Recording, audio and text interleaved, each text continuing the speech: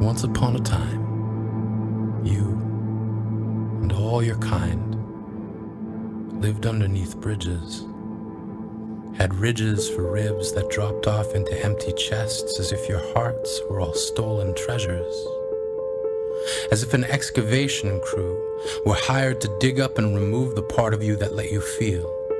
And while the world above you invented the wheel, you stayed put, knowing it would one day need to roll over top of you to get to where it's going. You had an endlessly flowing supply line of food. You began to brood over humanity and made meals of our hope, as if crushing our spirits would make your mirrors cast better reflections than the ones they gave.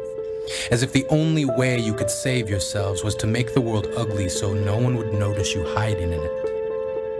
You learned to knit pain into a kind of camouflage, treated hope like a mirage that you could use to lure in your next meal. You lived off of our fears if you could taste what we feel. And every night, as the moon read bedtime stories to sunlight, you took darkness as an invite to head out into the world. You curled your hands into wrecking balls. Your breath became squalls. You made rocks rumble. You made land shiver. You made boys and girls pray that someone would deliver them from you. We told them, you aren't real. And then one day, the world changed. But you all stayed the same.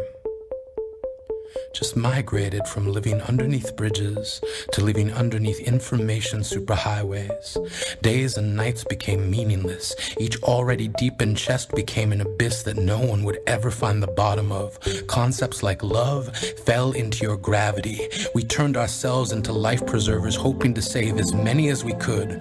But the fathers who stood guarding closet doors and the mothers who secured the floors underneath beds all shook their heads, not knowing how to deal with you.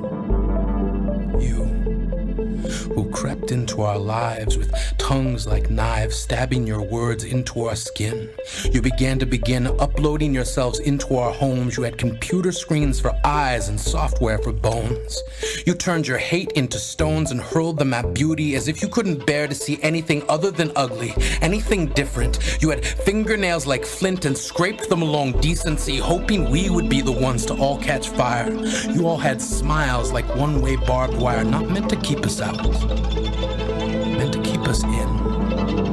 Voice like a firing pin, you spoke in explosions. It isn't cute. It isn't funny. You've talked strangers into death and laughed. And as each family learns to graft skin over the wounds you gave them, you hem yourselves into the scar. You have coaxed the sober back into bars, handed out cigars at memorials, offered nooses, cliffs, and pills to those who unfortunately found you before they found help. You have praised suffering, waltzed in between tragedies, gracefully dipping misery as if we would somehow be impressed with the dexterity of your animosity. You have cheered on rape, dashed through police tape as if it were the finish line in a race of who can be awful first.